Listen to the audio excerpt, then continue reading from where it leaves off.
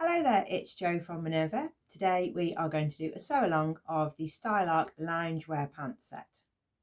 Stylark's pyjama set comes in two sections, so there's one pattern for the bottoms and one pattern for the top, but you could just make the bottoms and wear it with your favourite long sleeve t-shirt or short sleeve t-shirt. This pattern comes in two size brackets, so make sure you pick the size that you need. All the products that I use are listed below and they come in a kit form, and this sew along runs alongside that kit so that you can have a really successful make. It is an easy make with an elasticated waist, but you can also have a drawstring running through the waist with little eyelets. There's a back patch pocket but no side pockets, but if you're an experienced sewer you can easily put inseam pockets in the sides. The pattern is for beginners, but you can change it up a little bit if you're an intermediate sewer and add the leg cuff and piping. The piping detail also matches the pyjama top piping.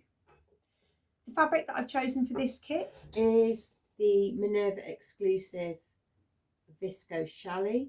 So it's got a really nice drape, it's really soft. For a challis it doesn't crease very much, which is quite unusual for a challis fabric, but that's got a really soft hand.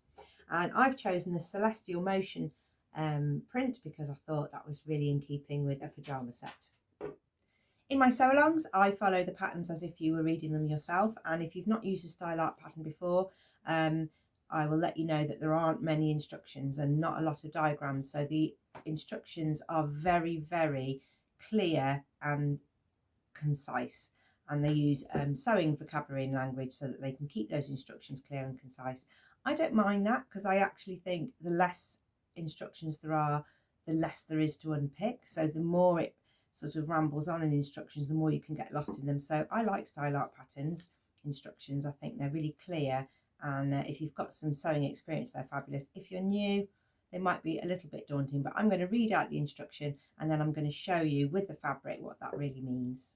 So hopefully today's video will be accessible for beginners and also of interest to intermediates, and of course the people who've bought the pyjama kit. If you're sewing with challis and your machine's not used that fabric before, then you might need to change your sewing machine needle because challis is really soft and delicate, and if you don't use a sharp needle you'll get light coloured shot runs through it from the reverse of the fabric. So make sure you're using a nice new sharp needle. Also in the kit is some piping to do the cuff detail, a cord for the waist, eyelets to put at the front for the cord to come through, elastic that's 32mm wide, new needles, and there's a pack of interfacing to make sure that you get a really neat pocket top. Let's cut out. There's a few things to look out for on my cutting out section of the video. So you need to make sure that you bring the selvage to the selvage. That will give you the length grain. So you cut the trousers going from waist to hem on the length grain. And in this fabric, it's a little bit, not stretchy, but movable. But on the width grain, it's slightly more stretchy with more give, so that will go round your hips and around your thighs. So make sure that you cut your pyjama pants on the right grain of fabric because that will give you the most comfortable wear. You'll also see me cutting all of the notches in the fabric, so make sure that you take all the markings for the pocket and for the eyelets. When you cut your viscose challis, try and make sure it's all on the table. That's if of course you have a table to cut out, and if you're on a countertop or if you're in a really small space, then make sure that your fabric's resting on a chair or that you've got it up on the table, because if it's hanging off the edge of the table, the fabric is then under tension, and then when you cut it, it will spring back and you'll end up with pieces that are shorter than you intend to cut. You could also take a leg measurement, so make sure that your inside leg is similar to the inside leg of the pyjama pattern. There's a lengthen and shorten line, so you might need to lengthen and shorten your pyjamas on that line. I've used a method where I've used the smallest size, so I've cut the pattern at size 14 because that might be what I use, 12 or 14. And then today I've clipped the pattern and folded it right back to a size 4 so that I can make a smaller pair, so I can get more of the fabric on the table when I'm showing you the techniques. And that's a technique that you can use on a simple pattern that hasn't got too many curves and lines. So just to fold the pattern back and then you can flip it back out and use multi-sizes. There is one thing about style art patterns that I find tricky, and that is the writing is really small. So today you will see me with my glasses on so that I can read the instructions out to you.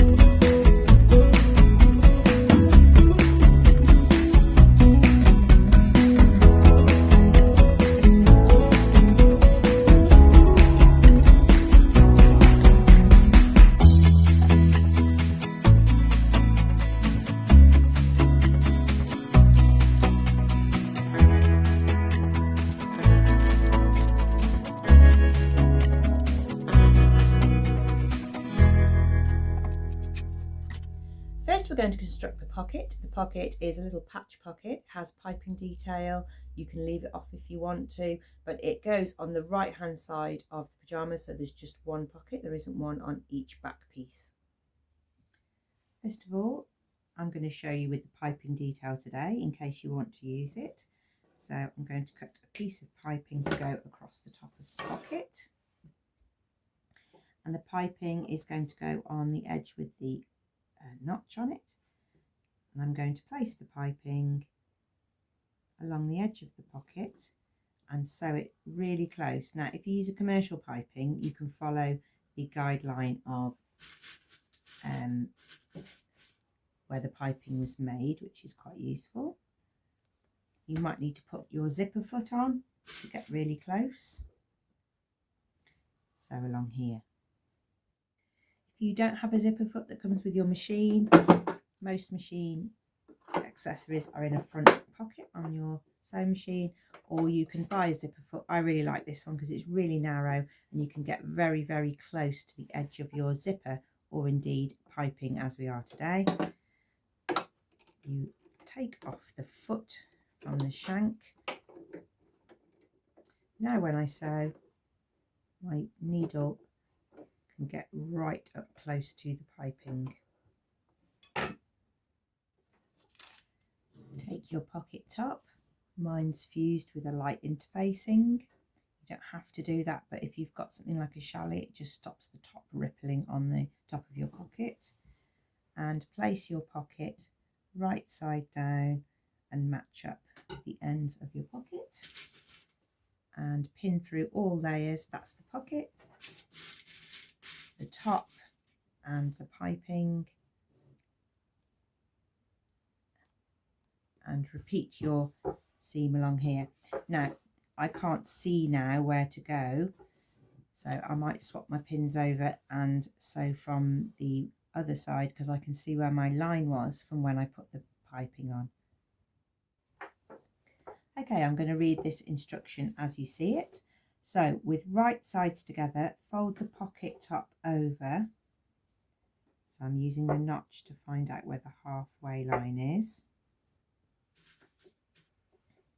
With right sides together, fold the pocket top over and stitch down both sides. And the seam allowance on style art patterns is smaller than others. It is 1 centimetre or 3/8 of an inch. So make sure you're only taking a 1 centimetre seam allowance when you sew each side, and you're only going to sew the top of the pocket. With right sides together, fold the pocket over and stitch down both sides. Turn the pocket top out to the right side after you've clipped the corners.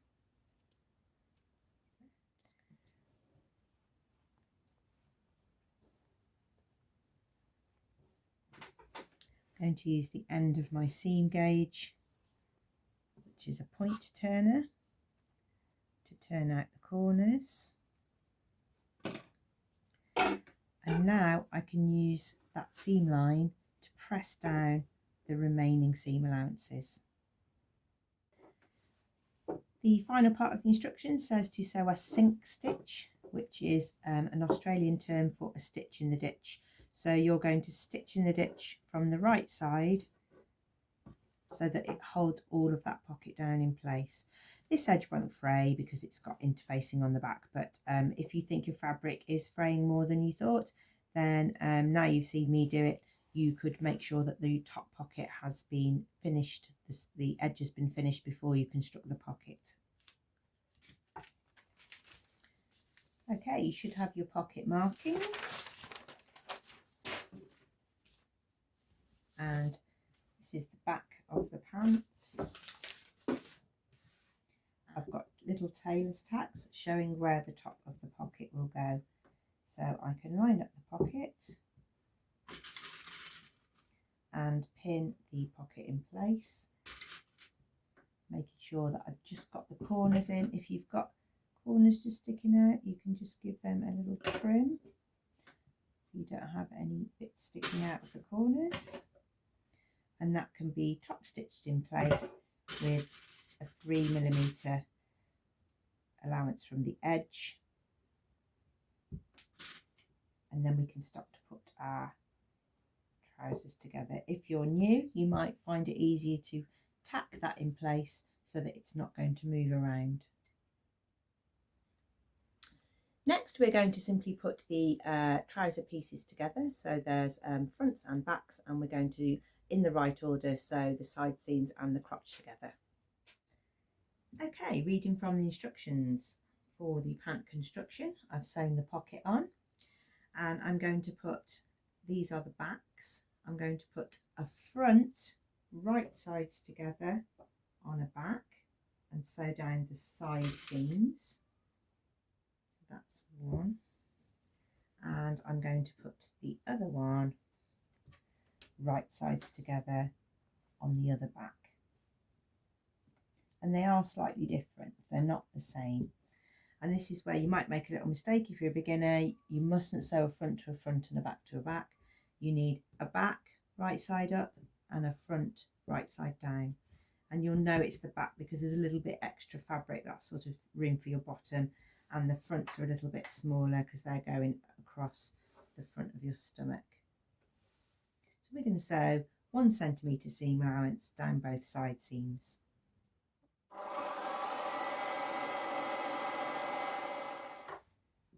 You need to finish your seam. I've overlocked mine just because it's quick, but you can zigzag that on the machine, that's quick too. And we're now going to follow the instructions again. So with right sides together, sew the inseam.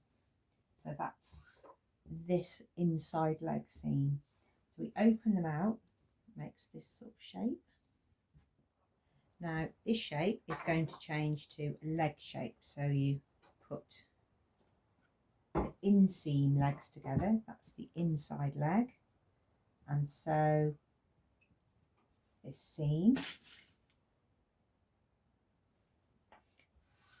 and your pyjama trouser legs will look like one leg, like half a leg of your pyjamas.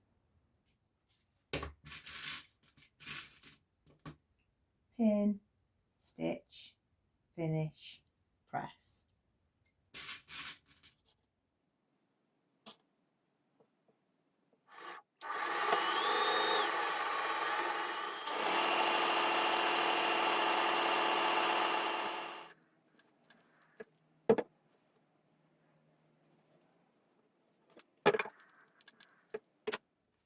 To put the trousers together, we need to have right sides facing, and it's not completely explicit in the instructions how to do this. So you're going to turn one of your pyjamas pieces the right side out.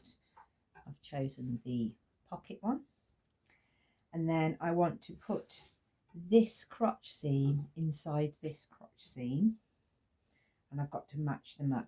So I need the front one to match the front one and the back one to match the back one. And the way you do that is you put one trouser inside another trouser.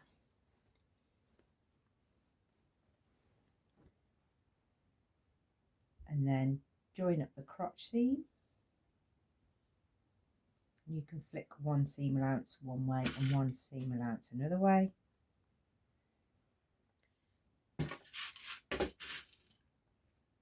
And from the waistline all the way down to the crotch, match up the raw edges. And you're going to take one stitch line through the whole lot, one big curve.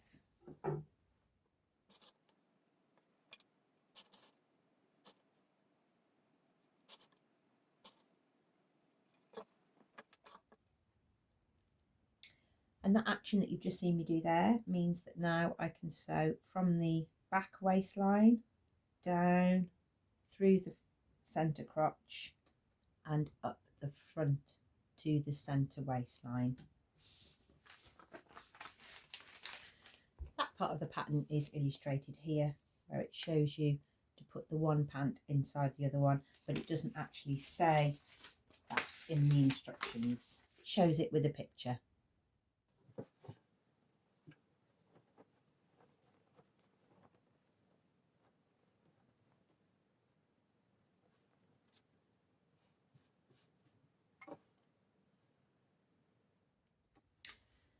Next, we're going to put on the waistband. There's lots of options here and optionals. So you can just have an elasticated waistband if you want to, or you can have the tie front, which you can have with eyelets, or if you don't have eyelets, then and you want to take that off the kit, then you can have just, if you've got a successful buttonhole on your sewing machine, you can use buttonholes on the front to, as an escape for the cords. If you're making them for children or teens, then that's quite a good way of being able to make a pair that are a little bit bigger and then pull them in with a cord, and then when their elastic is actually doing the elastic job, then you could take the cord out. To put the eyelet in, you have two marks. I've done one already, and you make a hole in your fabric and you put the eyelet, there's two parts to the eyelet, this sort of stud front and a washer for the back, and you put the eyelet through the hole from the right side of the fabric. On the back of the fabric you put the washer and you stand that eyelet on the little holder.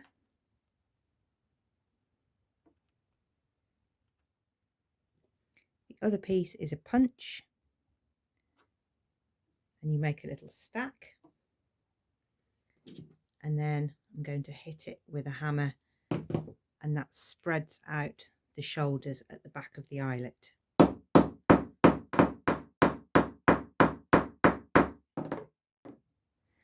When you take the punch out, the eyelet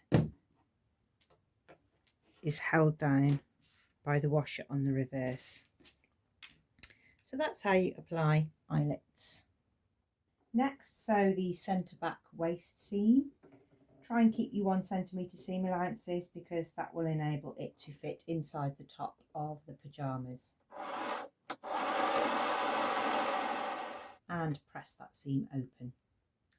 Next, we're going to measure a piece of elastic to fit inside the waistband. On the pattern, there is an elastic measurements chart, so you can allow what it says on there, or you can measure the person that you're going to fit them for. And overlap your elastic. It doesn't say by how much, but I've done 1 centimetre because I sort of feel that's consistent with the rest of the pattern. I've zigzagged that closed because it's a really strong fastening. And now we're going to put this elastic inside the waistband. I've marked the waistband in quarters with pins, and I've also got my waistband folded in half, so I've got a little halfway point with a press, the seam, halfway between the eyelets. So this is marked in quarters too. Here's one of those anomalies you get in a style art pattern. It said fold your waistband in half and press. So I folded it in half and pressed it on the short ends because I thought they wanted me to mark where the quarters were, but actually it means fold it in half along the length, because then you can see where to position your elastic. I'm going to put the join of the elastic on the back edge, and because I did that little fold, I'm just going to use that as my guide for the sides, and this way the elastic gets distributed evenly. There's also a side notch there that would help, and the elastic goes on the half of the waistband that doesn't have the eyelets on. Now we're going to zigzag the elastic onto the waistband, and obviously you're going to have this really sort of strange floppy thing, which it feels like in your hand, but you've got to apply the tension to the elastic as you sew, so that you get the elastic flat to the waistband. Then you can stop when you get to the next pin, then apply the tension again. If you're finding that difficult, you could try and stretch it and put a halfway point pin in.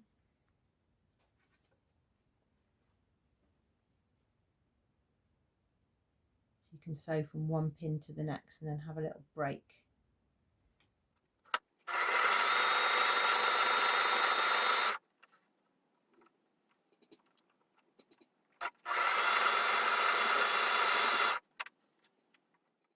So here we are, look, this was my last pin, this was the next pin. It's quite a long way for me to keep that under tension, so I'm going to get the 2 layers flat, pinch them together in the middle, and just mark a halfway point. It's a little bit of a safety line.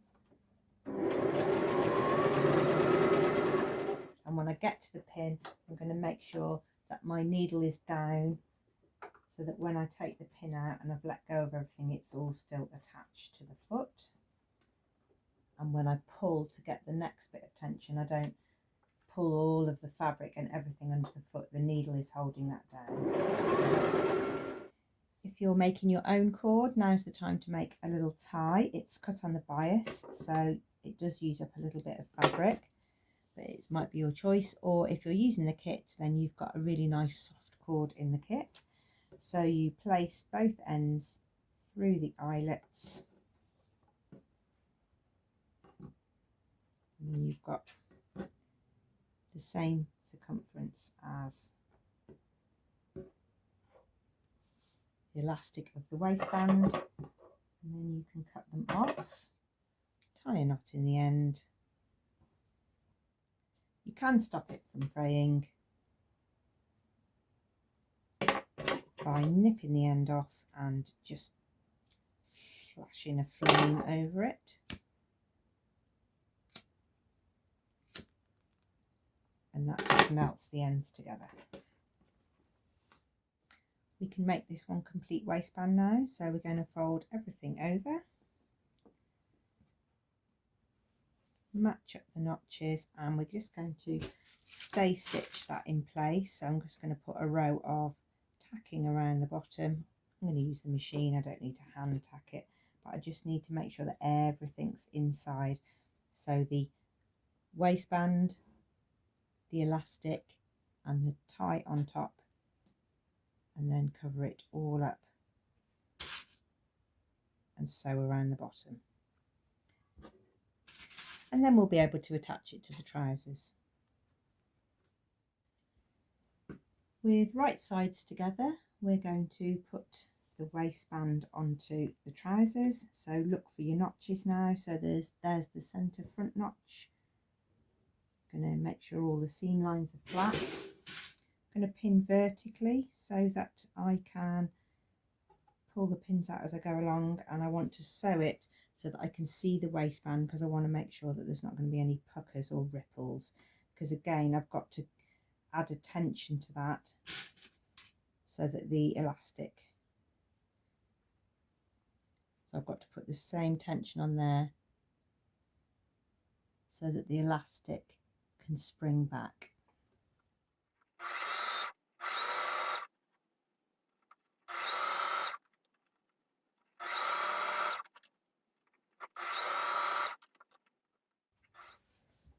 Okay, I've sewn the waistband on, and when I was making it I was thinking, gosh, what a faff, but actually I really love the finish of it. It looks really professional. On the inside you've got all the elastic, and now I can see why you have to zigzag all the elastic down, because now it won't twist inside the casing, because it's not an open tunnel casing.